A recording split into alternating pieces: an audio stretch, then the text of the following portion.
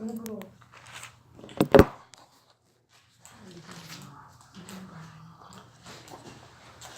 자,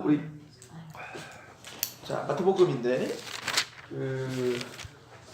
우리가 지난 시간에 그 전체적인 그 구조를 쭉 봤죠. 성경 네. 전체를. 지난주에 오셨나? 아니 안 계셨어요. 집사님 막 들으셨죠? 있었구나. 나중에 또. 그 전체적인 구조를 보시면 우선은 그 창세기부터 요한계시록까지 전체적인 어떤 그 맥이 바로 이제 구속사를 이야기한다라고 하는 걸 우리가 이야기를 했습니다. 그래서 그 구약 전체를 이끌어가는 어떤 키가 뭐냐면 창세기 3장 15절이에요. 이 창세기 3장 15절의 이 예언이 바로 언약의 시작이죠. 그러니까 이제 뭐 그 전에도 물론 언약이 있었어요. 어떤 언약이 있었냐면 하나님이 아담과 하와를 만드신 다음에 그 생육과 번성하고 땅에 충만하고 정복하고 다스리라라는 명령을 주시고 선악과를 먹으면 종종 죽는다. 이거를 호세아서에 보면 언약이라고 이야기를 해요. 그래서 이거는 이걸 먹으면 죽고 안 먹으면 네가 영원한 생명 얻는 거야. 행위가 조건이 되죠. 그래서 우리는 그걸 행위 언약이라고 이야기하는 겁니다. 그런 행위 언약이 있는데 사실은 그 조건하에 그 아담과 하와는 그 조건을 충족하지 못합니다. 그죠? 그래서 선악과를 따먹게 돼요. 그러니까 우리는 그걸 통해서 볼 때에 즉 우리는 아담 이후로 이 하나님의 행위 언약 가운데 온전히 그 하나님을 만족시킬 수 있는 자는 없다요. 결론적으로 보면 아담이 그때는 타락하기 전이잖아요. 타락하기 전이니까 사실은 우리보다 훨씬 더 거룩했죠. 타락하기 전이니까. 그런데 그런 아담이 선악과를 따먹었다는 것은 우리에게 시사하는 바가 큽니다. 그러니까 우리는 이미 타락한 이후에 치우쳐 있는 상태가 됐단 말이에요. 그러니까 죄된 상태가 됐다고요. 그러니까 우리는 행위 언약을 지킬 엄두가 안 나는 겁니다. 아예 지킬 수 없다가 맞아요. 그죠? 그래서 타락한 아담에게 하나님은 타락하자마자 하나님이 또 다른 언약을 하나 주시는데 그 언약은 바로 창세기 3장 15절이에요. 이게 뭐죠? 뱀의 머리를 누가 밟을 거냐면 여자의 후손이 밟을 거야. 이거거든요. 그러니까 너를 타락시키고 너를 주장하고 너를 지배하고 있는 그러니까 어찌 보면 그 창세기 3장 15절 전에 이제 아담이 타락한 걸 보면 이제 제가 그 얘기를 했는데 하나님의 형상이라고 할 때요. 이 하나님의 형상이라고 하는 것은 바로 하나님의 대리자라는 뜻인 거예요. 그러니까 하나님은 아닌데 하나님처럼 하나님 만드신 겁니다. 그래서 이제 그 하나님의 형상이라고 할 때 이 형상이라는 단어는 쩔렘, 체렘 뭐 이렇게 부르는데 이거는 뭐냐면 동상과 같다. 동상. 그래서 그 아담은 하나님이 아닌데 하나님처럼 생겼죠. 그래서 모든 피조 세계는 다 아담을 통해서 누구를 보냐면 하나님을 보게 되어 있었다고요. 이게 원래 온전한 하나님의 형상이라고요.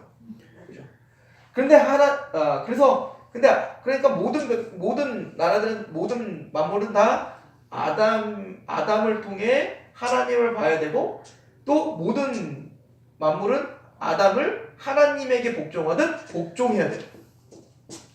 그러면 이 아담은 하나님의 대리자로서 하나님의 형상으로서 통치하죠. 자, 그럼 뭘로 통치해야 되냐면 하나님의 말씀 앞에서 그 말씀을 가지고 모든 만물을 다스려야 됩니다. 그죠? 이게 이제 그 아담에게 주신 5가지 축복이었잖아요. 생육해야 돼요. 번성해야 됩니다. 땅에 충만해야 됩니다. 왜 하나님은 생육하고 번성하고 땅에 충만하게 하시냐면 정복하고 다스리게 하시기 위함이에요. 그러니까 정복하고 다스리는 왕권을 주셨어요. 그러니까 하나님은 그 서포터 하시는 거죠. 다스릴 수 있는 모든 생육, 번성, 충만을 다 주시는 겁니다. 그러면 아담은 뭐를 가지고 정복하고 다스려야 되냐면 하나님의 말씀을 가지고 정복하고 다스려야 돼요. 이거의 상징적인 의미가 선악과입니다. 그러니까 선악을 판단하는 그 기준이 온전히 하나님에게만 있다는 것을 인정해야 돼요. 그러려면 아담이 먼저 하나님의 선악에 복종하는 자가 돼야 되죠. 그러니까 아담은 원래는 하나님의 말씀, 선악을 판단, 이 율법이죠. 하나님의 말씀이에요. 그 하나님의 말씀 앞에 서서 그 말씀의 통치를 받아 그 말씀의 지배를 받고 그리고 그 말씀의 지배를 가지고 누구를 통치해야 되는 거예요? 모든 만물을 통치해야 되는 거예요. 이게 원래 온전한 하나님과의 관계죠. 그리고 이걸 의라고 하는 거예요. 이게 의로운 상태를 말하는 겁니다. 자, 그런데 외부적인 침입이 들어왔습니다. 뭐냐면 바로 뱀이 들어온 거죠. 사탄이에요. 사탄이 뱀의 모습으로 해서 아담에게 온 거예요. 자, 그렇다면 아담은 어떻게 됐죠? 원래 하나님의 선악의 판단, 그러니까 우리가 쉽게 이제 아이들에게 설명할 때 이렇게 하겠죠. 에덴 동산의 선악계 앞에 서서 뱀이 와서 저 선악과 따먹으면 안 돼, 저 선악과 따먹으면 안 된다고 라고 이제 아담과 하와가 막 얘기하고 있는데 뱀은 뭐라는 거야? 아니야, 그거를 원래 따먹어도 되는데 먹으면 네가 하나님처럼 될까봐 하나님이 겁나가지고 선악과 못 따먹게 한 거야 라고 하나님의 말씀이 아닌 것을 가르쳤다고요. 그러면 아담은 하나님의 말씀을 가지고 선악과 앞에 서서 그 선악과 앞에 서서 누구를 다스려야 돼요? 원래 뱀을 다스려야 된다고요. 다른 말로 말하면 죄를 다스려야 됐단 말이에요. 그런데 선악과를 따먹었다는 건 뭐냐면 하나님의 원래 형상이 파괴되고 이 아담과 하와가 뱀을 다스리기는커녕 뱀에 의해서 정복당했죠. 지배당했다고요.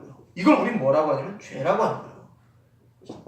그러니까 이게 죄성이야 원래. 그러니까 우리는 원래 모두가 다 하나님의 말씀 앞에 서서 그 말씀대로 내 감정과 내 생각을 지배하며 살아야 된다고요. 그런데 우리는 대로 하나님 말씀대로 나를 지배하는 게 아니라 내 감정으로 말씀을 지배하려고 하죠. 그러니까 우리는 죄의 지배를 당하는 자예요. 그래서 이거를 우리에게 알기 쉽게 하나님이 누구를 통해서 설명하는 거예요? 가인을 통해서 설명하는 거라고요. 그러니까 가인에게 하나님이 어떻게 했어요? 하나님과의 관계가 깨어져 버렸다고요. 그죠? 깨져버리니까 가인은 누구를 예배해야 되는데 하나님을 예배해야 되는데 예배하지를 못하게 됐다고요. 그러니까 하나님을 예배하지 못하니까 가인은 마땅히 모든 만물을, 모든 감정을 하나님의 말씀에 지배를 당해야 되는데 그러지 못하는 상태가 됐죠. 하나님과의 관계가 깨져버렸으니까. 하나님과의 관계가 의가 깨져버렸어요. 그러니까 이 가인은 하나님과의 관계가 아니라 자기의 감정이랄지 자기의 잘못된 지식이랄지 여기에 지배를 당하겠죠. 그죠? 그러면 하나님께 예배가 깨졌으면 자기가 회개해야 되는데 하나님이 자기 예배를 받지 않으니까 하나님 말씀에 지배를 당하지 않고 자신의 지식과 감정에 지배를 당해 어떻게 해요? 하나님이 잘못됐다는 거예요. 그럼 삐져버린 거예요. 그럴 때 하나님 뭐라고 하시냐면 가인아, 네가 왜 화를 내냐? 내가 잘못했겠냐? 네가 뭔가 잘못했으니까 내가 지금 화가 난 거잖냐? 라고 하나님과 지금 갈등을 일으켰다고요? 그때 가인이 빨리 정신 차리고 그 하나님의 말씀을 들었어야 돼요. 그래서 하나님이 뭐라고 하냐면 아주 중요한 얘기를 합니다. 뭐라고 하시냐면 죄가 너를 원한다. 그러나 그 원한다는 건 갈망하고 뭔가 압도하려고 하고 너를 지배하려고 한다는 얘기예요. 죄가 너를 원하나 너는 그 죄를 다스려라. 그죠? 근데 가인은 이 말씀을 듣자마자 누구에게 분풀이해요? 아벨을 죽여버려요. 얘기 뭐냐면 이게 인간이라는 거예요. 하나님과의 관계가 깨져버린 상태에서 이제 가인은 뭐냐면 이게 인간이라는 사람은 죄를 다스릴 수 있는 실력이 없다는 거예요. 그 죄가 다스리지 않으니까 뭐예요? 그 죄가 하나님과의 깨져버린 그 죄라고 하는 녀석이 이제는 누구에게로? 아벨에게로 돌출되어 죽여버리더라는 거죠. 그러니까 하나님과의 깨져버리면 보여진 형제와도 관계가 깨져버리는 겁니다. 그러니까 우리가 이런 갈등들이 생기는 거예요. 사람들 간에 지식이 없다 보니까 저 사람을 아는 지식이 없다고요. 이런 걸 연구하면 한두 것도 없는데 예를 들어 보세요. 아담이요. 이름을 져줬어요. 이름을 져줬다는 건 뭐냐면 예를 들어서 아담이 하와 이름도 져줬죠. 그죠? 또 아담이 누구도 져줬어요. 동물들 이름 다 줘줬다고요. 근데 그 당시에는요 이름이라고 하는 건 굉장히 큰 의미가 있습니다. 이름은 뭐냐면 예를 들어서 아브라함을 하나님이 아브라함이라 함이라 줬어요. 그 이름 누가 주셨어요? 하나님 주시잖아요.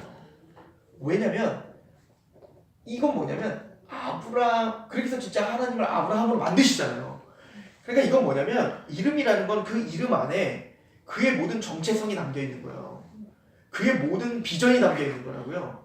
그의 삶의 본질이 담겨 있다고요. 그러니까 이름을 줘준다는 건 함부로 줘주는 게 아니죠. 예를 들어 저도 아들의 이름을 줘줄 때 아무렇게나 줘주지 않죠. 앞으로 이 아이가 이렇게 됐으면 좋겠습니다라고 하는 소망을 담아 이름을 준다고요. 그러니까 그 이름에는 그 아이의 본질이 담겨 있고 그 사람의 뭔가 약간 이름 주는 게 너무 쉽지 않아요. 예를 들어서 이거 우리 컵이라고 이름을 줬는데 이게 아무것도 없어. 이거 뭐라고 이름을 줘주면 좋을까? 라고 하면 우리가 금방 생각이 떠오르지 않는다고요. 왜냐면 이걸 이름을 지으려면 얘는 뭐 하는 도구지? 이걸 먼저 알아야 되고 그럼 그 도구를 통해서 어떤 유익이 되지? 또 이게 잘못되었을 때는 어떻게 악용될 수 있지? 이런 모든 걸 파악했을 때 이 이름을 줄 때 더 확실한 이름을 줘줄 수가 있는 거라고요. 마찬가지로 아담이 이름을 줘주는 사람이었다는 것은 뭐냐면 아담은 모든 만물의 본질을 깨닫고 있었다는 얘기입니다. 그러니까 하와를 그냥 알았다는 거예요. 그래서 뭐라고 하냐면 하와를 뭐라고 하냐면 내 뼈 중에 뼈고 내 살 중에 살인 거예요. 그러니까 아담은 하와를 그냥 알았어요. 그죠? 그리고 또 모든 만물을 알았다. 그 본질을 알았기 때문에 그를 존중할 수 있었고 사랑할 수 있었다고요. 그런데 이 타락함으로 말미암아 이제는 하나님을 아는 지식이 없으니 하나님을 사랑할 수 없는 것처럼 이제는 모든 만물을 바라볼 때 그 본질을 보지 못해요. 그러니까 어떻게 될까요? 내가 생각하는 걸 투영해서 그냥 본다고. 내 이기적인 것을 가지고 본다고. 그럼 어떻게 될까요? 오해가 생기죠. 걔는 그게 아닌데 나는 내 마음대로 걔를 생각하고 비판하기 쉽다고요. 거기서 싸움이 일어나는 거예요. 그러니까 하나님과의 관계가 깨져버리고 죄성이 들어오면 지식이 박살나서 이제는 내가 얘는 이럴 거야. 얘는 이래. 라고 얘기하지만 전혀 그거는 걔랑 상관없는 거를 가지고 내가 스스로 만들어내서 그래서 거기서 이제 갈등이 생기고 거기에 이제 싸움이 일어나는 거죠. 자, 이게 바로 죄예요. 이게 죄인데 하나님은 이 죄의 이 굴레에서 스스로 벗어날 수가 없는 겁니다. 그러나 하나님은 그걸 너무나 잘 아셨기 때문에 이런 죄에 빠지자마자 하나님이 제일 먼저 주신 게 뭐냐면 약속을 주시는 겁니다. 그게 뭐냐면 아까도 말했지만 창세기 3장 15절에 약속을 주시는 거예요. 즉 너를 지배하고 있는 이 죄, 더 궁극적으로 말하면 죄의 근원인 사탄, 그죠? 그 사단의 권세를 내가 밟겠다. 너를 지금 얽어매고 있는, 그래서 이거를 로마서 저랑 성경공부를 이제 많이 하셨으니까 18절에 보니까 불의죠. 불의가 진리를 가로막고 있죠. 즉 이 죄라는 녀석이 우리를 가로막아 우리를 교만하게 하고 또 우리를 고집스럽게 하고 우리를 단단하게 하는 거예요. 그렇죠? 또 이거를 뭐라고 하죠? 고린도후서 4장 4절에 이 세상 신이 믿지 않는, 이건 다른 말로 말하면 이 세상 신이 우리를 혼미하게 하고 있는 거예요. 그러니까 누가 우리를 종노릇하게 하죠? 죄가. 다른 말로 말하면 사탄이 우리를 종노릇하게 하고 있다. 뭐를 지배하고 있냐면 원래는 다시 보면 여러분들 지금 제가 이거 설명하는 걸 이해하면 나한테 그냥 이해가 돼요. 좀 이따 얼마나 이게 이해가 되는지 알게 될 거예요. 하나님과 인간 사이에 하나님과 영적으로 연결이 돼 있을 때는 하나님의 지배가, 하나님의 통치가 임해요.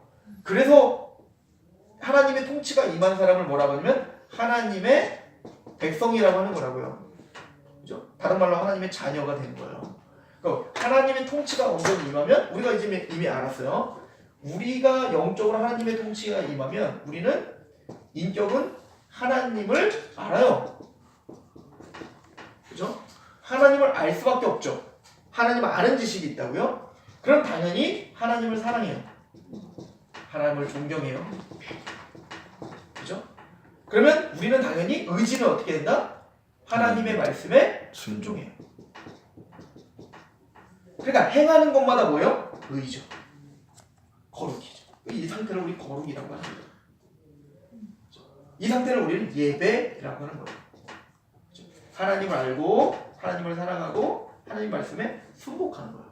자, 그런데 다시 말씀드리지만 이 죄와 사탄이 끊어버렸어요. 그리고는 이제 그 중간에서 누가 우리를 다스려요? 죄가. 그리고 사탄이 우리를 지배해요. 요 상태를 뭐라고 하냐면 요한복음 8장? 요한복음 8장에는 뭐라고 표현하냐면 예수님이 이걸 뭐라고 하냐면 너의 아비는 사단 이렇게 표현했잖아요. 그리고 요거를 이제 그 마태복음은 뭐라고 하면 이 바리새인과 서기관들을 중심으로 해서 독사의 자식이라고 했다고요.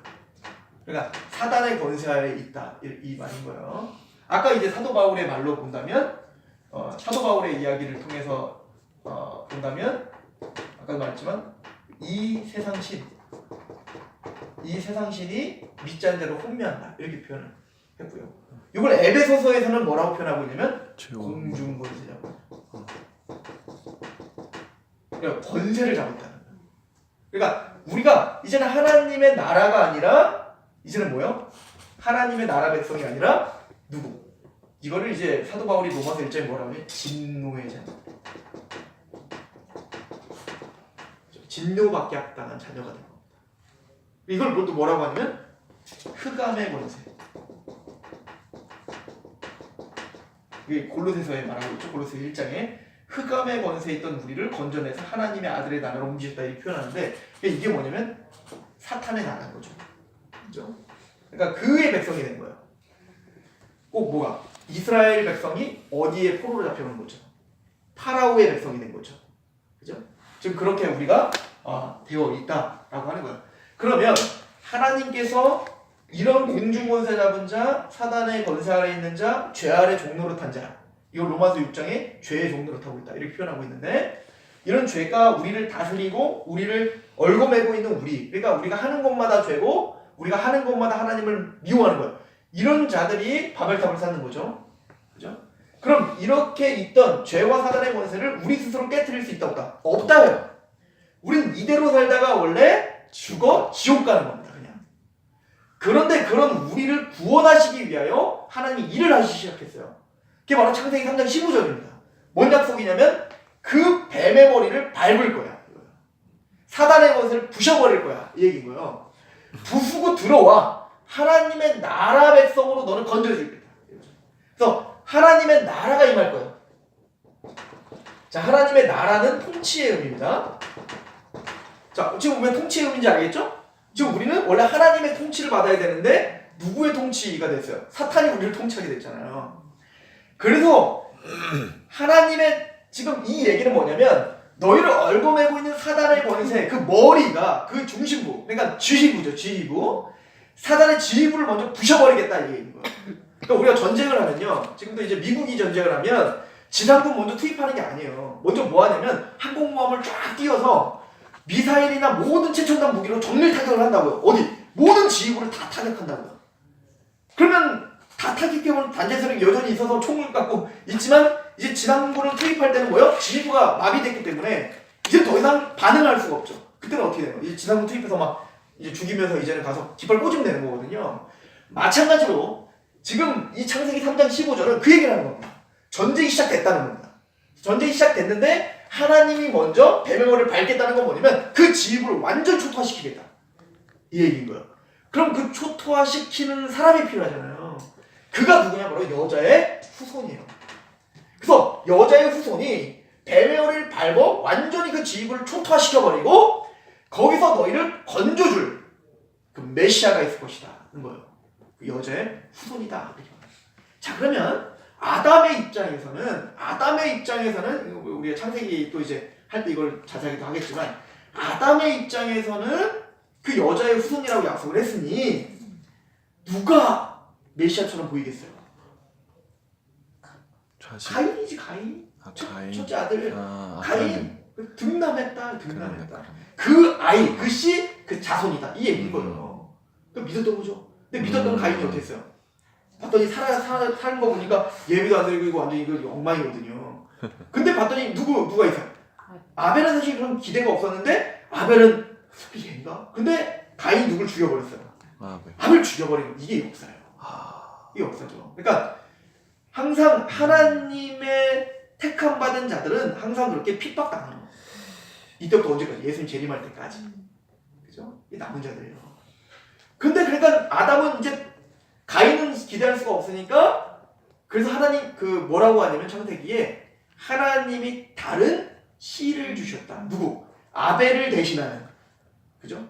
아벨을 대신한 누굴 주셨다? 다른 씨를 주셨다는 거예요.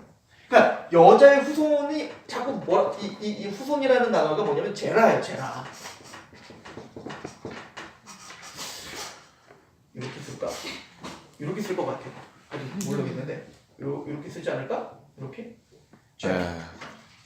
이 제라라는 단어는 뭐냐면 씨라는 단어예요. 이거를 우리가 한국어로 번역을 할 때는 씨라고도 번역을 했고 후손이라고도 번역을 했고 아들이라고도 번역을 했어요.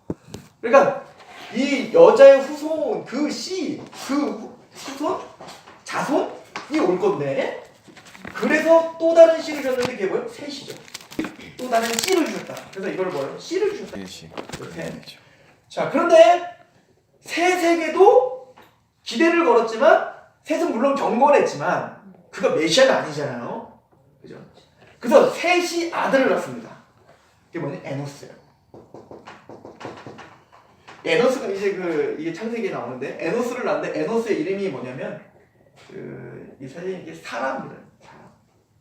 그 아담이라는 단어와 비슷한 단어인데 이 에노스는 뭐냐면 인간이라는 뜻이에요. 그러니까 뭐냐면 에노스는 뭐냐면 아담의 마음이 여기 느껴지죠.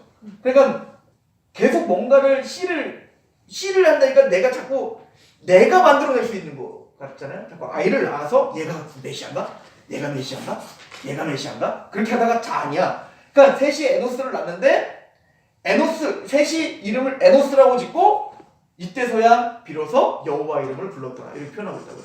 이게 무슨 얘기냐면 우리는 인간이다. 우리 스스로는 하나님의 그 일을 할 수 있는 게 아니다. 그래서 그때서야 에노스라는 이름을 짓고 그때서야 여호와 이름을 부르더라.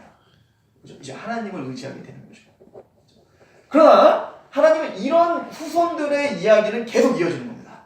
그죠? 그래서 하나님이 약속을 하실 때 뭐예요? 노아에게는 또 다른 씨를 셈이죠.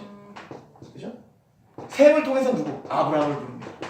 아브라함의 이삭에게는 야곱을 끊임없이 뭔가 하나님이 씨를 약속하시죠. 내가 너에게 씨를 줄게.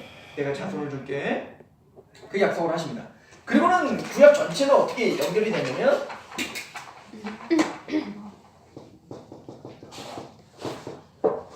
야곱의 12아들 중에 특별히 유다 지파로 갑니다. 그죠? 유다 지파로 가고 이 유다 지파 이야기는 누구에게 집중돼서 설명이 되냐 바로 다윗에게로 집중이 됩니다. 그죠? 사실은 이게 구약 전체의 이야기인 거예요. 그래서 창세기 아브라함서부터 어떻게 보면 야곱 이야기까지 그리고 유다 이야기까지가 어디 이야기냐면 창세기라면 이제는 그 이스라엘의 이야기를 가지고 12지파 이야기를 통해 출애굽을 하여 여호수아가 가나안 땅을 정복하고 그 가나안 땅의 사사 시대를 넘어서서 거기서 이제 집중하는 게 뭐냐면 유다 지파. 그냥 유다 지파에게로 집중하여 유다 지파의 한 사람에게로 집중하죠. 그게 다윗입니다. 그리고 다윗을 통하여 왕국이 세워져요. 그렇죠? 다윗 왕국이 세워지는데 그 다윗 왕국의 특징이 뭐냐면 다윗은 뭐냐면 바로 아까 하나님의 형상과 빼닮은 사람이에요. 뭐냐면 하나님의 통치를 받는 왕이에요. 그래서 다윗이 이스라엘을 통치하면 할수록 이스라엘은 뭐요? 하나님의 온전한 뜻이 완성되는. 그렇죠? 그러나 다윗도 온전한 왕이 아니었다요. 그래서 이제 선지자들은 이 다윗 이야기를 통해서 계속 선포하는 게 뭐냐면 다윗과 같은 진짜 왕이 올 거야. 점점 점진적으로 지금 계시를 주시는 거죠. 어떻게? 씨를 줄 거야. 씨를 줄 거야. 씨를 줄 거야. 근데 그 씨가 누군데? 바로 아브라함에 약속한 그 씨야. 그 아브라함에게 뭐라고 약속하냐면요. 아브라함이 뭐라고 약속하냐면 창세기 12장에 약속하기를 내가 너에게 자손들을 많게 할 건데 내가 그 자손을 축복하여 그 자손에게 축복하는 자를 축복하고 저주하는 저주할 거야. 이 약속을 하죠. 그리고 17장에 씨에 대한 약속을 더 구체적으로 합니다. 그죠? 그리고는 이게 어디에서 확정이 되냐면 22장이 뭐냐면 이삭을 바치는 장면이에요. 그때 뭐냐면 그 씨가 대적의 문을 부술 거야. 이 예언이 뭐와 지금 뭘 얘기하는 거야? 창세기 3장 15절의 그 예언을 바로 아브라함아 너의 그 씨가 대적의 문을 부수게 될 거야. 지금 한 번도 구약은 이 창세기 3장 15절을 잊은 적이 없다고요. 그리고는 그럼 진짜로 그 대적의 문을 부수려면 왕이 돼야 될 거예요. 왕. 그치? 왕이 돼야 되는데 그럼 그 대적의 문을 부술 수 있는 왕이 누구지? 바로 유다라는 거예요. 그래서 유다를 야곱이 축복할 때 뭐라고 축복하면 니는 사자 새끼다 이거예요. 넌 사자다 이거예요.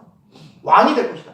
너에게 홀이 떠나지 않을 것이다. 이 홀은 그 왕이 잡고 있는 그 통치권을 상징하는 거예요. 지팡이. 바로 너에게서 바로 네가 바로 왕의 지파다 이 얘기인 거죠.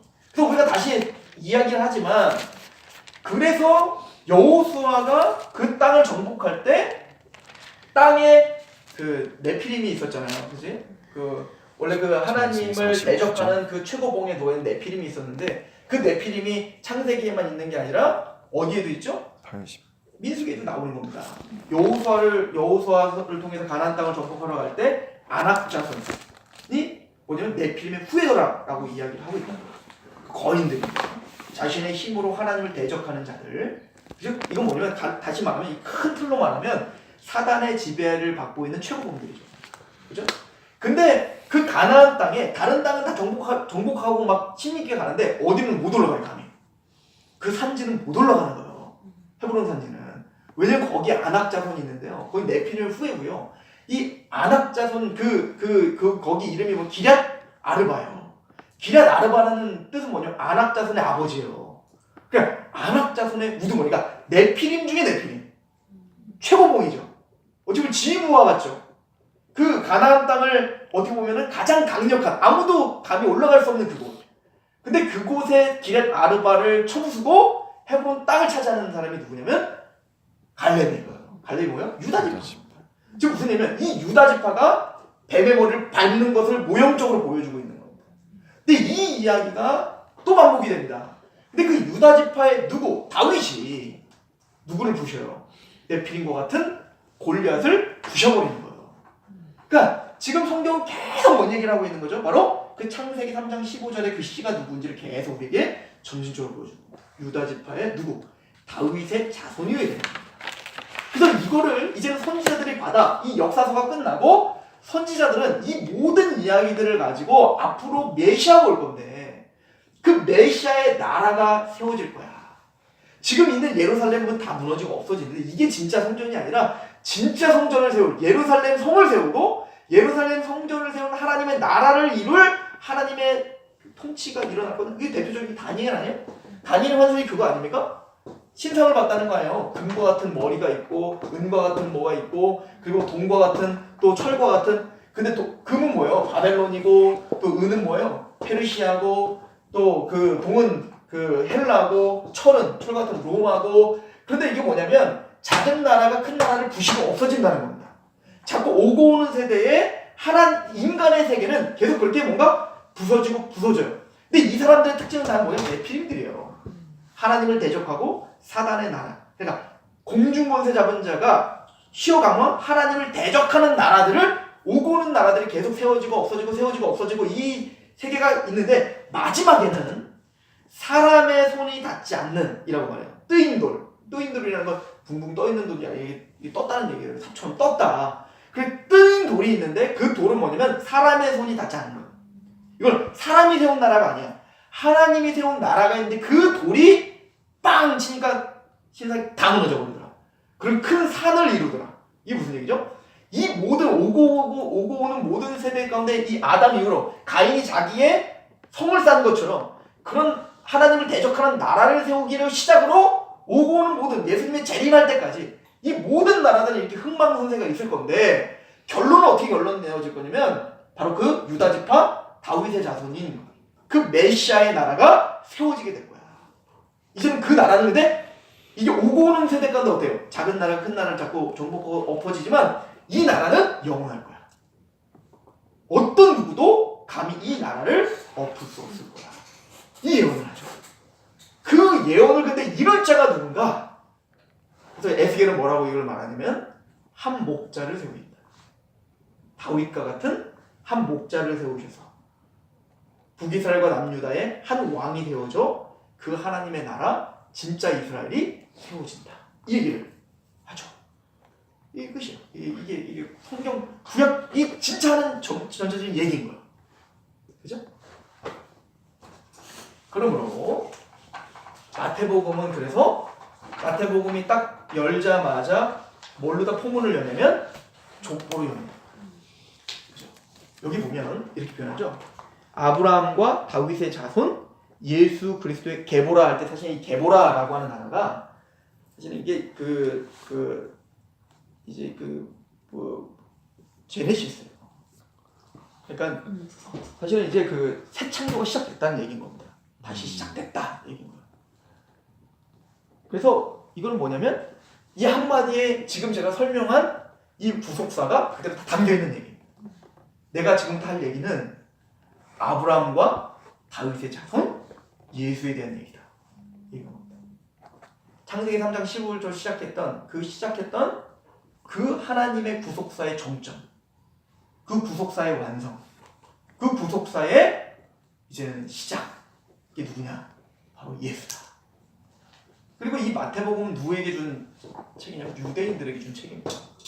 유대인들은 바로 이 메시아 대망의 사상을 갖고 있었다. 그렇기 때문에 마태는 너희들이 기다렸던 구약 전체가 예언했던 바로 그분이 예수야.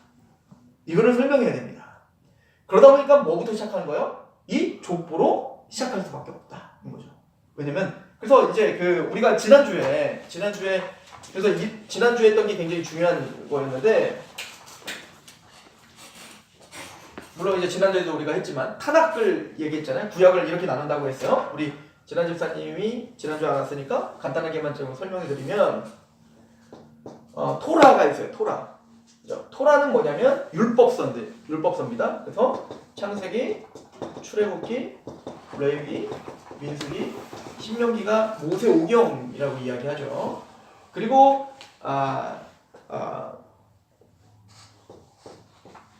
네빔이라는 게 있어요. 네빔은 뭐냐면 선지서를 가르쳐요.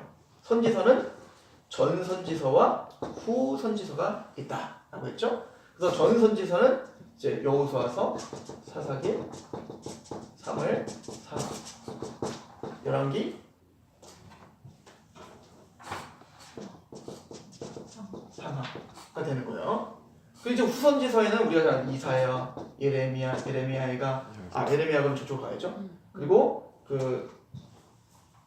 12 선지서 이런 것들이 이제 쭉 있고요. 그 다음에 이제 케토빔이라고 해서 이거는 성문서인데 이것도 두 가지로 나눌 수가 있습니다. 그래서 시편. 자, 시편은 즉 이제 토라는 뭐냐면 언약을 우리에게 알려주는 겁니다. 그러니까 하나님이 어떻게 언약을 했는지 그 언약을 이야기하고 있다면 이 선지서는 뭐냐면 그 언약을 가진 하나님의 백성들이 그 역사를 보여주는 겁니다. 그죠? 하나님의 언약의 백성들의 역사를 보여주고 있다면 또 이 밑에 있는 선지서들은 뭐냐면 그 역사를 해설해줘요. 이 토라를 기준으로 역사를 해설해줍니다. 그래서 잘 살고 있는지 못 살고 있는지 뭐가 죄인지 뭔지를 즉 역사를 해설해주죠. 역사를 말해주고 역사를 해설해주는 역할을 하고 있다면 그럼 이 성문서는 뭐냐면 그 역사 하나님의 언약 백성들의 그 삶의 가치관과 또 삶의 고백과 찬양을 담은 게 바로 성문서예요. 그래서 이제 제일 먼저 나오는 게 바로 시편이라고 했잖아요. 시편의 그래서 대부분은 뭐냐면 탄식시가 많다고 했습니다. 왜냐면 그렇게 구원받은 사람들은 바로 고난을 받아요. 탄식할 수밖에 없죠. 그래서 그 탄식 탄식의 가장 대표적인 모델을 바로 제시하는데 그래서 시편 다음에 뭐가 나와요? 욥기가 나온다 이렇게 이야기를 우리가 했었죠. 그죠? 그래서 욥기는 바로 하나님의 백성 그 탄식한 하나님의 백성들의 그러나 믿음으로 승리한 가장 좋은 모델로 욥을 우리에게 제시해 주고 있는 거예요. 자 그리고는 이제 잠언이 나오죠. 즉 하나님의 지혜인 거예요. 하나님께서 우리에게 주신 그 삶의 원리들을 이야기하고 그리고 그 잠언의 끝은 뭘로 끝난다? 현숙한 여인이다. 그래서 그 현숙한 여인의 모델로 룻 이야기가 이제 나오는 겁니다. 그리고는 이제는 그 전도서가 아니고 그죠? 그 현숙한 여인에 대한 이야기가 나오고 왜 현숙한 여인으로 비교했을까요? 하나님은 우리의 신랑이시고 우리는 신부이기 때문에 그렇습니다. 그래서 그 현숙한 여인인 하나님의 사람 그 여인과 우리의 신랑 되시는 하나님과의 사랑의 노래를 이야기하는 게 아가서. 그렇죠? 그리고는 이 사랑이 없이 그러니까 하나님이 없는 인생은 허무하다로 끝내는 거예요. 이게 전도서입니다. 이게 이제 이게 되는 거죠. 그리고 이제 예레미야 애가를 통해서 포로기에 하나님의 백성들이 그렇게 포로된 우리가 사실은 지금 포로기에 살고 있는 거거든요. 하나님 백성으로서 사실은 이 땅을 살아가고 있는 어떤 그 나그네와 같은 인생의 그 비애와 그러나 하나님에 대한 그 소망을 갖고 살아가는데 그런 포로기를 살아가고 있으면서도 하나님의 말씀 앞에 그래도 현숙한 여인처럼 살아가는 사람들의 모델을 제시하는데 그게 뭐냐면 바로 에스더가 N가? 승가? 헷갈려. 그죠? 맞아. 에스더와 다니엘이 있는 거죠. 그죠? 자 그리고는 이제 에스라, 느헤미야 그리고 마지막에 뭐냐? 역대상하야. 역대상하는 바로 이 앞에 걸 얘기하는 것 같지만 이 역대상하는 다시 이 모든 구약을 정리해 주는 거예요. 역대상하는 뭘로 끝나는 거야? 다윗 왕국에 집중한 유다 지파 다윗 왕국에 집중한 책인데 그래서 성경에서는 족보로 시작하는 책이 딱 2가지밖에 없었다. 그죠? 하나는 뭐예요? 오늘 마태복음과 역대상. 그죠? 그러니까 그 모든 것을 하나님께서 인도하고 모든 것을 지금 역사를 다 주관하고 있는 그 궁극적인 목적은 뭐냐면 다윗의 자손인 아브라함으로 시작한 또 아담으로 시작한 그 모든 역사의 궁극적인 목적은 다윗 왕국이 세워지는 거다. 근데 그 다윗 왕국이 세워지는 이 족보로 시작하는 이 책이 어디로 성취되는 거? 마태복음에서 성취가 되는 거죠. 그러니까 구약 전체의 어떤 이 구조와 마태는 이 타락을 알고 있었잖아요. 이 구조를 알고 있었기 때문에 마태는 이런 어떤 배경하에 마태복음이 기록되어 있다라고 봐야 되는 겁니다. 그래서 마태는 계속 염두를 하는 게 뭐냐면 족보부터 시작하여서 예수님의 모든 행적을 뭐와 링크를 시키냐면 구약과 계속 링크시켜요. 그래서 예수님이 베들레헴에서 태어난 것도 우연이 아니라 바로 베들레헴에서 태어난다는 그 선지자의 예언이 성취됐다. 처녀가 잉태하여 태어났다. 그것도 이사야의 예언이 성취됐다. 잠깐 애굽에 갔다 왔다. 그냥 갔다 온 게 아니라 호세아 11장 1절에는 그 예언이 성취된 거다.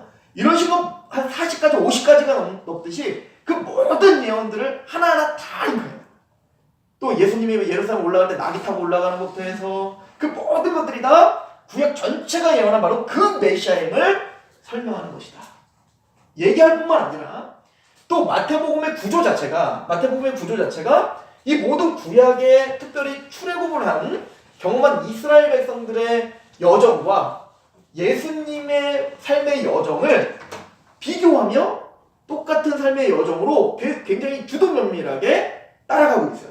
그래서 이제 그 신학자들은 마태복음과 마가복음과 누가복음을 어떻게 나누냐면 마가복음과 마태복음은 시간 순서대로 배열이 되어 있다.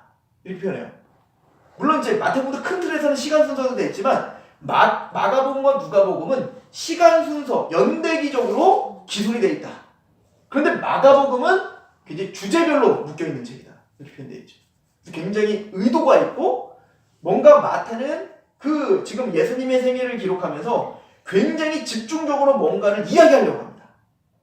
그건 뭐냐면 결론적으로 보면 아브라함과 다윗의 자손 예수인데 그 예수가 누구인지를 자꾸 부각시키려면 하나님의 아들이시 아들이시며 그리스도. 그리스도이시다.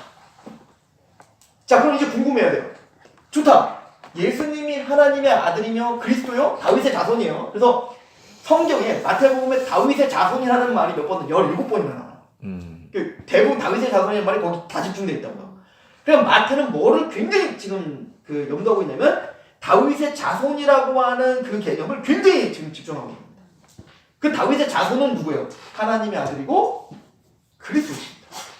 그러면은 궁금해요. 하나님의 아들과 그리스도가 뭘 하는지, 뭘 하는 이 땅에 왔는지가 궁금하지 않겠어요? 맞아, 구약 전체가 예언되어서 예수님은 이 땅에 오신 거야. 그래서 일거수일투족이 다 구약의 다 예언의 성취야. 그러면 그 구원의 성취이신 예수님이 도대체 이 땅에 뭐하러 오신 거야? 이걸 설명하고 싶죠? 그래서 제가 오늘은 진짜 큰 틀만 설명할 건데, 마태복음 큰 틀인데, 그래서 마태복음 1장부터 4장까지 뭐에 대한 이야기 나오냐면 예수님이 어떻게 태어나셨는지 공생에 시작하기 전까지 이야기가 딱 나오죠. 그죠? 이것도 굉장히 주도 면밀하게 마태는 구성을 했다고 했어요. 물론 이 1장, 2장, 3장이 이건 우리가 정한 거지 뭐 이게 계시는 아니지만 그래도 어느 정도 그 이렇게 여기 나눠져 있는 걸 보면 1장에 예수님은 어디가 있다? 가나안에서 태어나셨어요. 가나안 땅에서 팔레스타인에 태어나시잖아요. 가나안 땅에서 탄생하십니다. 가나안 땅에 예수님 계시죠? 그러다가 2장에 가면 그 헤롯이 이제 막 다 죽이려고 하니까 도망가요. 어디로? 이집트로 도망가죠. 애굽으로 잠깐 갑니다. 그리고 애굽에 갔다가 예수님이 3장에는 다른 얘기는 많이 있는데 그 중에 3장에 예수님께서 세례받는 장면이 나옵니다. 그래서 4장에 가서 뭔 얘기 나오냐면 예수님 광야에서 시험당하시는 장면이 나옵니다. 그죠? 가나안에 있다가 애굽으로 갔다가 세례를 받으시고 시험당하신다. 이거는 정확하게 뭐냐면 이스라엘 백성들의 삶의 여정을 그대로 우리에게 재현해 주시죠. 그러니까 아브라함을 통하여 그리고 그 이삭과 족장들을 통하여 가나안 땅에 머물게 됐습니다. 그죠? 원래 그 바벨론 땅에 있던 갈대 우르에서 벗어나서 드디어 가나안 땅에 왔지만 그 사람들이 거기서 평생 거기서 영원히 있는 게 아니라 잠시 어딜 갔다 오냐면 애굽으로 포로로 갔다 가죠. 애굽으로 갑니다. 애굽으로 갔다가 뭐하죠? 홍해를 건너 건 세례를 의미하죠. 홍해를 건너 40년 광야 세원 거기서 시험을 당하시는 일을 하십니다. 이게 왜 중요하냐면 왜 마태는 이걸 굉장히 의도적으로 갖고 있냐면 시험 당하실 때 세 가지 시험을 당하신단 말이에요. 뭐죠? 떡의 문제예요. 그 다음 뭐죠? 바라보라는 겁니다. 그죠? 보고 나한테 절하라. 그럼 이거 다 너한테 줄게. 라는 거예요. 그리고 뭐죠? 뛰어내리는 거야. 그죠? 네가 하나님처럼 돼. 그러니까 뛰어내려서 즉 네가 슈퍼스타가 되라는 거예요. 네가 하나님의 아들이라는 걸 증거하라는 거죠. 근데 이 세 가지의 시험을 예수님이 이기시는데 다 뭘로 말씀으로 이기시죠. 그죠? 아까 아담으로 보세요. 뱀이 시험 왔을 때 아담은 어때요? 하나님의 말씀으로 그들을 다스려야 되는데 다스리지 못하고 대로 다스림을 당했다고요. 그때 뱀이 세 가지 시험을 했어요. 하와에게. 첫 번째 뭐요? 보암직하고요. 그죠? 보암직하고. 그 다음 뭐요? 먹음직하고. 먼저 먹음직하고 보암직하고 이거 먹으면 네가 하나님처럼 된다. 이 세 가지 시험을 한 거예요. 그죠? 먹음직하고 보암직하고 이거 하나님처럼 된다. 근데 그 아담은 하나님의 편에 서서 선악과 앞에서 하나님 말씀으로 그들을 다스리는 게 아니라 대로 다스림 당했다고요. 근데 예수님은 반대로 어떻게 했다고요? 하나님의 말씀 앞에 서서 그 말씀으로 이걸 승리하신단 말이에요. 사람이 떡으로만 사는 게 아니라 하나님의 입에서 나오는 말씀으로 사는 거야. 이걸 모두 봐. 절해라. 여호와 외에는 아무에게도 절하지 말라 했다. 그리고 뭐죠? 뛰어라. 하나님 시험하지 말라. 이렇게 말합니다. 하나님 이거 다 뭐냐면 근데 어떤 말씀? 신명기 말씀으로 이깁니다. 신명기는 뭐예요? 이스라엘 백성들이 애굽 광야를 정리하면서 그 애굽의 모든 생활을 신학적으로 정리한 게 신명기라고요. 그래서 결론은 뭐냐면 너희가 하나님의 말씀 앞에 실패했다. 그래서 하나님은 너희들을 겸손케 하고 너희들 한 게 뭐냐? 그 말씀으로 이스라엘 백성 다 어떻게 했어? 다 실패했죠. 그러니까 아담도 실패하고 또 누구도? 이스라엘도 실패했어요. 그럼 이게 얘네들만 문제? 우리도 실패하고 있잖아요. 그래서 이걸 요한 사도는 뭐라고 이야기했냐면 우리에게 오늘도 세 가지 시험이 있다는 거예요. 뭐요? 육신의 정욕과 안목의 정욕과 이생의 자랑이라는 거예요. 그러니까 아담도 실패했고 이스라엘도 실패했고 우리도 실패하는 전 인류가 실패했다 이거야. 누구요? 아담이요. 그럼 누구만 이기셨다? 예수. 예수만 이기셨다. 이 얘기를 한다고요. 음.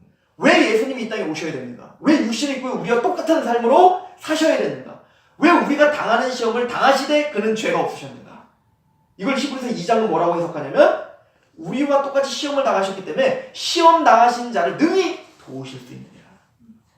하나님이신 예수님 왜 이 땅에 육신을 입고 이 땅에 오실 수밖에 없는가? 우리가 똑같은 시험을 당하셔야 됐다. 이스라엘 삶을 그대로 재현하며 살으셔야 됐다. 아담이 당했던 시험을 모두 당하셔야 됐다. 오늘 우리가 당하는 모든 시험을 예수님이 당하셔야 됐다. 우리는 실패자요? 우리는 그래서 죄의 삭은 사망이라는 운명밖에 우리에게는 없지만 온전히 그 죄를 이기실 수 있는 분은 누구밖에 없다. 예수밖에 없다. 그리고는 이 이야기를 멋지게 이제 장식을 하시고 그리고 드디어 공세가 시작되는 겁니다. 공세가 시작돼요. 공세가 시작되자마자 우리가 5장에 뭐부터 시작하죠? 산상수훈이 시작되는 겁니다. 얼마나 기가 막혀요. 보세요. 광야에서 하나님은 뭘 주세요? 신의 산에서 하나님의 율법을 주시는 겁니다. 이스라엘을 왜 끄집어내신 거죠? 왜 애굽에서 끄집어내요? 왜 하나님은 광야를 걷게 하시는 겁니까? 하나님의 나라를 만드시기 위해서죠. 하나님 나라. 하나님의 나라라는 건 하나님의 뭐가 임하는 나라? 통치가 임하는 나라예요. 다시 설명하지만 하나님의 통치라는 건 뭐죠? 하나님의 말씀 앞에 순복하는 나라. 나는 너의 하나님이 되고 너희는 나의 백성이 되리라. 이게 구약 전체가 말하고 있는 궁극적인 목적이에요. 하나님은 하나님 자리에, 우린 그의 백성 자리에. 선악과는 뭐였어요? 하나님을 하나님 자리에서 박탈시켜버립니다. 당신은 내 하나님 아닙니다. 그러니까 독립선언이었잖아요. 그럼 다시 구원이라는 건 뭐냐? 하나님 왜 창세기 3장 15절에 왜 사단의 권세를 부셔버리냐면 거기서 사단의 권세를 부셔버리고 너를 건져내어 다시 하나님과 원래 나의 인간과 하나님과의 원래 그 질서, 원래 그 관계를 다시 회복하게 하는 거. 이게 뭐냐면 의예요. 의. 인간으로서는 회복할 수 없는 그 의를 하나님이 다시 회복하기 위한 거죠. 그래서 하나님 뭐 한 거예요? 이렇게 해서 하나님의 나라가 시작될 거예요. 하나님 뭐 하시러 오셨냐면 하나님의 나라를 회복하러 오신 겁니다. 그럼 회복하려면 먼저 뭐가 필요해요? 이스라엘 백성들에게 필요했던 게 뭐예요? 십계명이었잖아요. 율법이었지 않습니까? 그러니까 이스라엘을 가나안 땅으로 들어가 다윗 왕국이 세워지기 전에 먼저 광야에서 뭐를 훈련시켜야 됩니까? 하나님의 통치를 훈련시키는 겁니다. 그게 율법이었던 겁니다. 율법을 지어라. 그런데 그 사람들은 율법 앞에 복종하지 못했다는 거 아니겠습니까? 그래서 뭘 또 만들어요? 성막을 만드는 거예요. 왜? 너희들은 이런 존재야. 넌 율법을 지킬 수 없어. 그래서 너에게 필요한 게 뭐야? 성막이야. 너희의 그 죄를 해결할 수 있는 방법이 필요한 거라고. 그리고 그 율법에는 두 가지가 있는 거예요. 하나님의 통치의 어떤 도덕법이 있고, 그리고 또 하나는 뭐예요? 예수 그리스도를 예표하는 성막이 있는 겁니다. 그래서 그 도덕법은 예수님이 완성하셨고, 또 성막은 예수님을 통해서 성취되신 겁니다. 그 얘기를 이제 하는 거예요. 그런데 그 예수님이 그래서 그래, 나는 뭐하러 왔냐? 하나님의 나라를 이루러 왔다. 그래서 하나님의 나라가 무엇인지를 설명합니다. 하나님 나라가 뭐지? 먼저 그 나라란 정치적이고 군사적인 나라를 말하는 게 아니야. 물론 정치적이고 군사적인 나라, 지리적인 나라는 나중에 오실 겁니다. 예수님 재림 때 완전히 정치적, 군사적 완전히 다 오실 거야. 그러나 지금 우리에게 주시는 나라는 정치적이고 군사적인 나라가 아니라 네 마음이야. 그래서 성경은 계속 그 얘기를 합니다. 너희 마음 안에 하나님의 나라가 임해야 돼. 하나님의 통치가 임해야 돼. 그리고 그 하나님의 나라와 통치가 임하는 게 뭘까요? 복이죠. 이 진짜 복이잖아요. 그래서 그 복 있는 사람의 팔복. 그죠? 상태를 말하는 게 팔복인 겁니다. 나는 하나님 나라를 이루러 왔다. 그럼 어떤 나라인가? 너희 마음에서 일어나는 하나님 나라다. 그 나라는 뭐냐? 첫 번째, 심령이 가난한 거다. 즉, 우리는 이렇게 죄인입니다. 우리 스스로는 하나님을 알 수 없습니다. 우리는 죽을 수밖에 없습니다를 깨닫는 거예요. 그래서 심령이 가난하여 하나님만을 바라볼 수밖에 없는 거. 그러니까 아담이 선악과를 따먹은 그 궁극적인 이유가 뭐였어요? 나 혼자도 잘 먹고 잘 살 수 있다는 거잖아요. 아니, 하나님을 떠나야 내가 더 행복하는 거잖아요. 반대로 진짜 복은 뭐냐면 그걸 포기하는 겁니다. 내 나라는 소용없습니다. 내 나라는 다 부서질 겁니다.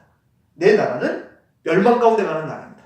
그러면 내 나라를 포기하고 하나님의 나라 백성으로 사는 것, 오직 그 하나님만이 내 길이요 진리요 생명임을 알아 그 예수님에게 나의 모든 것을 내어 맡기는 상태. 심령이 가난한 자가 이미 복을 받습니다. 그리고 심령이 가난한 사람은 뭐가 임해요? 이제는 하나님의 나라가 통치가 임했기 때문에, 그 말씀이 임했기 때문에 그 말씀으로 자기를 자꾸 보죠. 애통할 수밖에 없죠. 그죠? 그래서 애통하는 자는 복이 있나니 그가 위로를 받는 거죠. 심령이 가난한 자에게 뭐야? 천국이 임하는 겁니다. 하나님 나라가 임하는 거고요. 애통하는 자는 복이 있나니 그가 위로를 받습니다.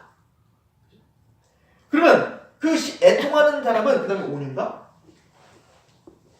예, 맞을 거예요. 그죠? 온유죠? 예, 맞습니다. 온유한 자는 복이 있나니, 이 온유라는 말은 뭐냐면 단지 착한 걸 말하는 게 아닙니다. 야생마를 길드는 야생마를 말하는 거예요. 그러니까 능력은 있지만 그 능력을 하나님의 통제를 받는 걸 온유한 상태라고 말하는 거예요. 그러니까 그 온유한 사람, 그죠? 그러니까 하나님의 말씀에 복종할 수 있는 부드러운 마음이 있는 사람을, 그 사람이 뭐요? 땅을 기업으로 받는다. 이게 다 똑같은 얘기예요. 그러면 그 온유한 사람은 어떻게 될까요? 의에 줄이고 목이 마르겠죠. 왜 하나님의 말씀을 더 갈급하겠죠. 그렇죠? 그 온유한 사람은 그렇게 의에 줄이고 목이 마르고 그게 세상이 줄 수 없는, 그러니까 하나님의 나라가 임한 사람은 아무리 돈이 많아도요, 아무리 권세가 있어도요 굶주린다. 뭔가 가져도 뭔가 만족할 수가 없어요. 온전히 하나님 나라가 임한 사람은 의에 줄이고 목이 말아요. 하나님의 것으로 아니면 채워질 수가 없는 겁니다. 그렇죠? 이게 지금 복받은 상태예요. 만족함이 없죠. 끊임없이 뭔가, 이거 세상에 만족함이 없다는 얘기 아니에요. 우리는 자족하지. 그럼 우리는 뭐 영적인 만족함이 없죠. 이만큼 성장해도 나는 죄인이로소이다. 그죠? 끊임없이 자기를 더 갈망할 수밖에 없어요. 그리고 어떻게 합니까? 긍휼히 여기는 자. 그죠? 이제는 나의 상태를 너무 잘 알기 때문에 사람들에게 긍휼을 베풀 수밖에 없어요. 십자가의 은혜를 너무 많이 알기 때문에 그 의에 줄이고 목이 마르면 마를수록, 그 의에 줄이고 목이 마르면 하나님 나라를 더 확장하고 싶은데, 그러기 위해서 어떻게 하죠? 긍휼할 수밖에 없는 거예요. 그렇죠? 그리고 그 긍휼한 자는 마음이 청결한 자, 거룩을 사모합니다. 그렇죠?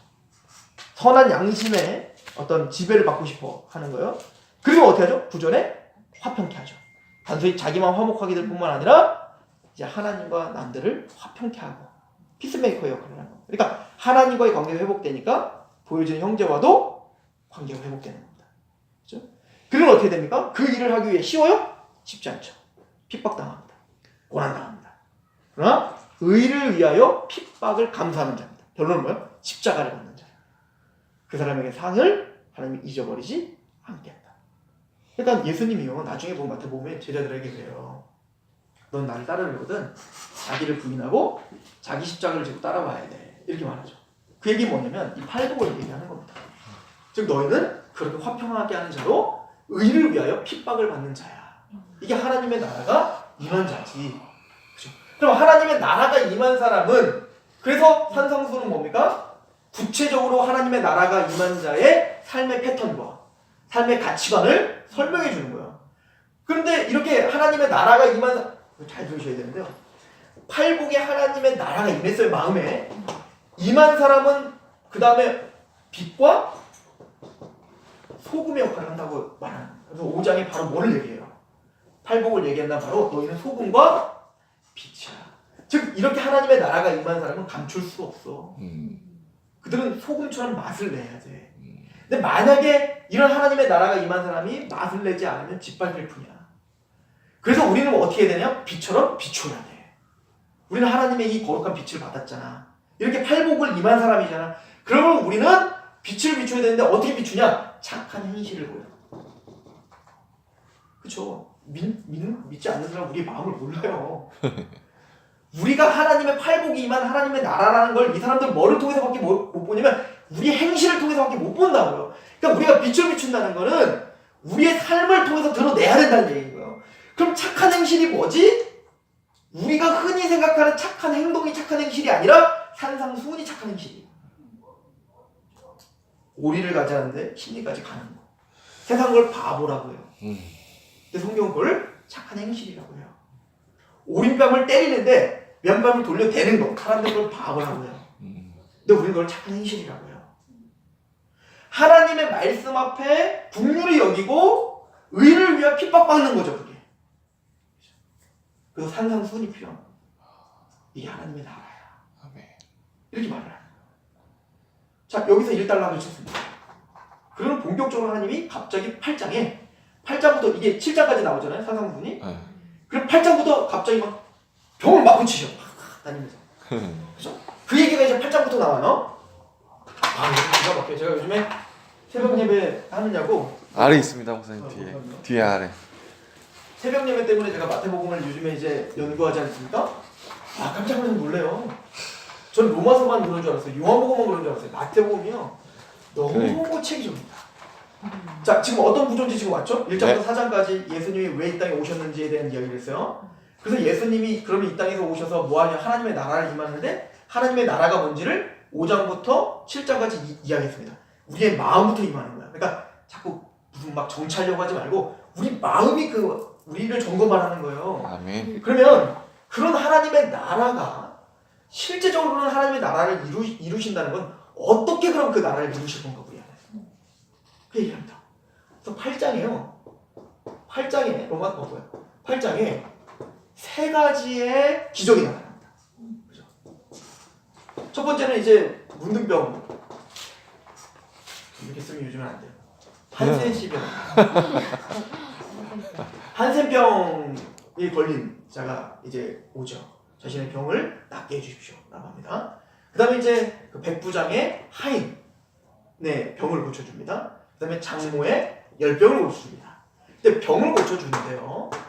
한센시병은 뭐냐면 사실은 이거는 정결하다 부정하다의 문제예요. 정결하다 부정하다. 그러니까 한센시병은요 그 당시에 부정하다, 죄인과 연결이 됐던 병입니다. 그래서 백부장의 하인의 그 병도 여기때는 뭐가 부각이 되냐면 예수님이 이제 그래? 내가 가르쳐줄게 그랬더니 이 백부장이 뭐라면 그리하지 마세요. 나도 하인이 있는데 내가 오라면 오고 가라면 갑니다. 그런 것처럼 주님은 말씀만 하시면 그 말씀이 고쳐줍니다. 말씀을 부각시킵니다. 예수 그리스도의 말씀의 권능을 부각시키죠. 그리고 이 장모 열병 같은 경우는 장모가 요청하지도 않았어요. 베드로가 요청도 안 해요. 근데 베드로는 예수님과 항상 동행했기 때문에 그 필요를 알았겠죠. 그래서 장모의 열병을 고쳐줍니다. 근데 결론적으로 이런 모든 질병을 치유하신 다음에 마지막 뭐라고 이걸 결론을 내리냐면 이렇게 질병을 치유하는 일은 이사야서 53장의 예언의 성취라. 그가 채찍에 맞음으로 나음을 입었다. 그것처럼 예수님이 그래서 치유를 하신 거다. 그러니까 예수님의 치유는 단순히 병을 고치기 위함이 아닙니다. 뭘 설명하기 위함이면 구약 예언의 성취예요. 그럼 구약은 어떤 거지? 이사야서, 특별히 이사야서 이 병 고치는 거는 이사야서 예언에 다 거기 집중되어 있는데요.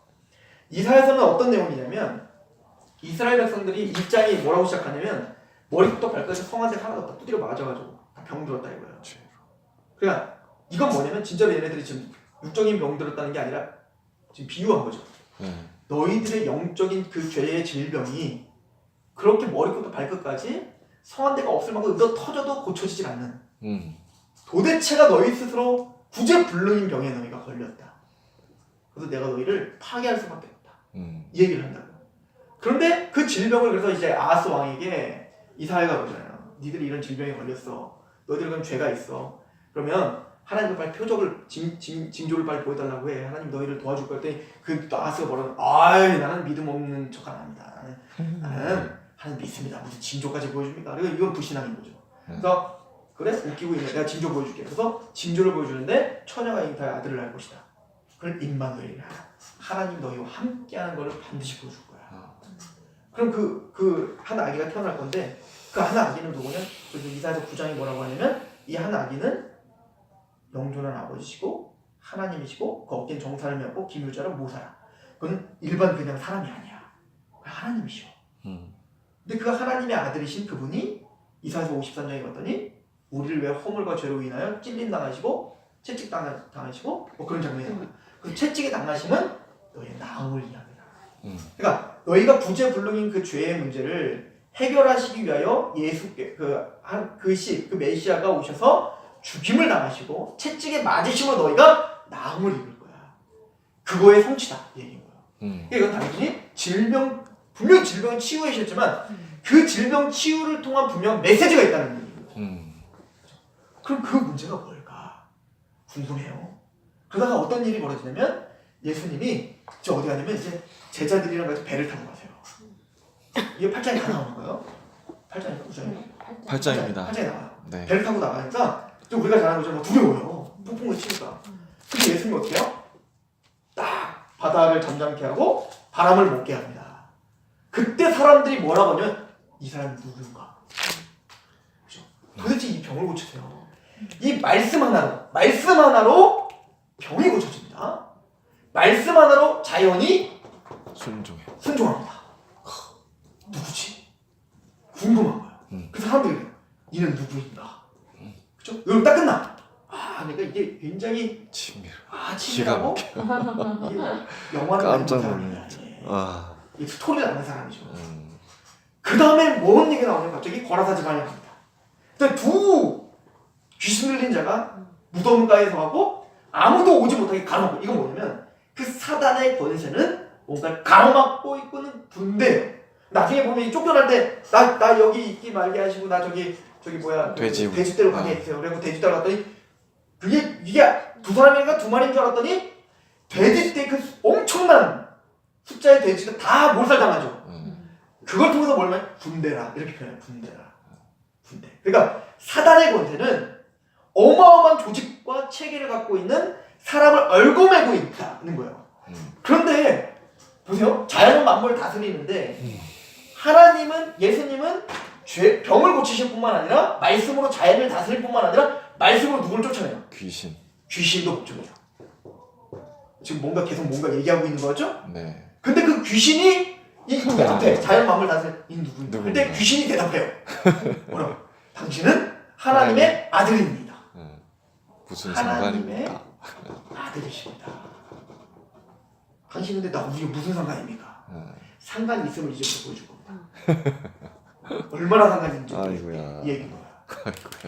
그리고는 왜 이 이야기를 하면서 지금 뭐냐면 이런 모든 하나님의 말씀, 예수님의 말씀으로 병이 낫고 자연도 복종하고 귀신도 복종하는 그런 그분은 누굽니까? 하나님의 아들이기 때문이라는 거예요. 귀신이 먼저 알았죠? 나중에 이 고백을 누가 하게 만들 거냐면 제자들이 하게 만들 겁니다. 그래서 베드로가 나중에 16장에 가서야 당신은 하나님의 아들이십니다. 그리스도이십니다를 고백하게끔 계속 만드는 거예요. 아무도 이 사람으로서는 고백한 사람이 없다. 귀신은 안 하죠. 근데 이 고백을 누가 하게 하세요? 제자들이 하게 하실 거예요. 근데 마태복음 16장에 제자들이 베드로 고백했지만 그 고백은 허황된 고백이었죠. 나중에 그걸 어떻게 할 거예요? 또 그 뒤에 이야기는 내용도 바꿔주실 거예요. 하나님의 아들과 메시아가 뭔지를 단순히 말로만 고백하는 게 아니라 진짜 고백하게 만드시는 거예요. 그게 언제는 십자가와 부활과 성령의 은혜로 고백하게 하는 거죠. 아멘. 자, 이 얘기를 하고 있죠. 자, 그런데 9장에 가서 조금 더 구현해서 설명해요. 9장에 가서는요, 이제 병을 고치는데 좀 패턴이 좀 달라요. 중풍병자가 왔거든요. 우리가 잘 아는 것처럼 이제 다른 복음서에는 이제 막 지붕 뜯고 막 내려보내는 장면이 있잖아요. 근데 지금도 친구들이 이제 예수님에게 보통 지금까지 어떻게 했냐면 아파요, 그래? 알았어, 고쳐줄게. 그냥 막 고쳐줬단 말이에요. 근데 이때는 패턴을 좀 예수님이 확 바꿔요. 어떻게 패턴을 바꾸냐면 고쳐주세요 그랬더니 너희가 이미 죄사함을 받았다 이렇게 표현해요. 그럼 고쳐주시지. 이거를 뭘로 연결시켜요? 죄와 연결시키세요. 그랬더니 바리새인과 서기관들이 거기서 막 생각만 했어. 아니 지가 뭔데 죄를 사해? 죄를 사한다는 것은 하나님이라는 얘기예요. 예를 들어서 진한 집사님이 저한테 뭐 잘못했어요. 그럼 제가 용서해 줄게요? 할 수 있죠. 근데 예를 들어서 진한 집사님이 어디 나도 모르는 누구에게 뭐 잘못했는데 갑자기 와서 진한 내가 용서해줄게. 이건 말도 안 되는 얘기예요. 근데 모든 죄는 다 누구에게 범한 거예요? 하나님. 하나님께 범한 거기 때문에 죄를 용서해 줄 수 있다는 거는 누구만 하실 수 있는 얘기냐면 하나님만 하실 수 있는 얘기예요. 이걸 바리새인과 서기관들 모든 유대인들도 죄 사함의 것에 누구에게만 있다고 생각했어요. 하나님. 근데 누가 지금? 예수님이 너는 죄를 용서받았다 라고 하는 거예요. 그러니까 바리새인과 서기관들이 지가 뭔데 죄를 용서받았다 말다 얘기를 해? 근데 그걸 깨트려서 보시고 예수님이 뭐라고 하시냐면 야 죄를 용서하는 게 더 쉽냐? 죄를 용서한다는 게 더 쉽냐? 아니면 병을 고치는 게 더 쉽냐? 이걸 갑자기 얘기하세요. 그랬더니 예수님이 뭐래요? 나는 죄를 사할 수 있는 권세를 주신다. 그리고는 병을 고쳐주신다. 이 얘기는 뭐냐면 예수님께서 지금 질병을 치유해 주시는 것은 궁극적으로 지금 뭐를 설명하는 거냐면 우리가 다 질병에 걸렸다 이거예요. 우리는 모두가 다 이런 질병에 걸렸는데 그 질병은 뭐냐면 죄다 이거예요. 그래서 나는 사실은 이 땅에 질병을 치유하러 온 게 아니라 이걸 통해서 나는 너희의 죄를 사하러 온 자임을 하나님의 아들이 왜 왔냐? 죄를 해결해 왔다. 얘기를 하는 겁니다. 아멘. 이거를 그러면 왜 질병을 자꾸 치유하냐면 이사야의 예언에 하나님의 영이 임하면 보지 못하는 사람을 보게 되고 듣지 못하는 사람을 듣게 되고 말 못하는 사람은 말을 하고 사춘사는 뛰게 될 것이고 얼고 메었던 자가 해방을 얻게 될 거야. 이 예언을 이사야 반복적으로 몇 번 해요. 그러니까 예수님의 이 모든 공생애는 바로 이 예언의 성취다를 설명하는 거예요. 그리고 궁극적인 예언의 성취는 바로 죄사함이다 이거예요. 그래서 이거를 요한복음 뭐라고 하냐면 눈 못 보는 사람 막 눈을 떠요. 그 다음에 뭐라고 하냐면 갑자기 휙 돌려 니들이 소경이다. 그래서 바리새인들이 그러죠. 우리 한 번도 안 본 적이 없어요. 그때 본다고 하니까 니들이 소경이고 쟤네들 안 보인다고 하니까 쟤네들이 보는 자야. 쟤네들은 뭐예요? 지금 이 병든 자들은 예수님께 나와요. 어떤 마음으로 나오죠? 심령이 가난해서 나옵니다. 이들이 보는 자. 이들이 하나님 나라가 임하였다. 니들이 아브라함의 자손이라고 나중에 그 얘기 나와요. 너희가 아브라함의 자손이라고 웃기고 있네. 니들의 아비는 마귀다. 너희는 독사의 자식이다. 이렇게 말을 하는 겁니다. 그러니까 마태복음은 굉장히 하려고 하는 얘기가 뚜렷해집니다. 그렇죠? 자, 그래서 9장을 한번 가보세요.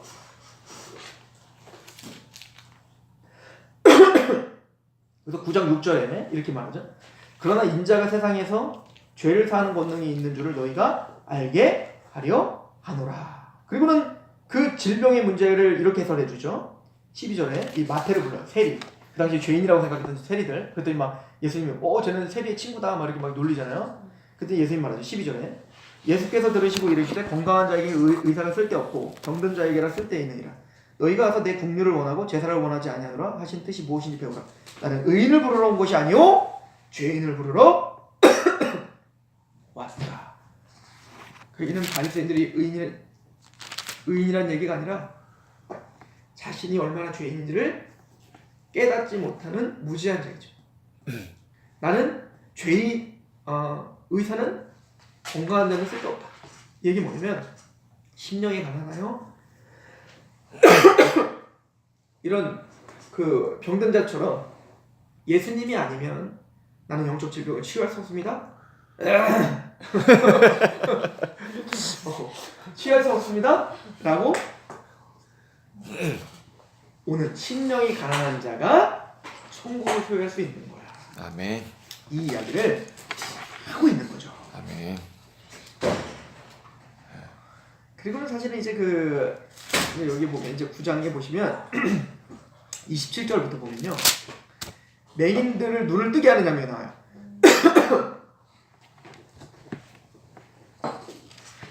맹인들 눈 뜨게 하고요. 32절부터 보면 말 못하는 사람을 고쳐요.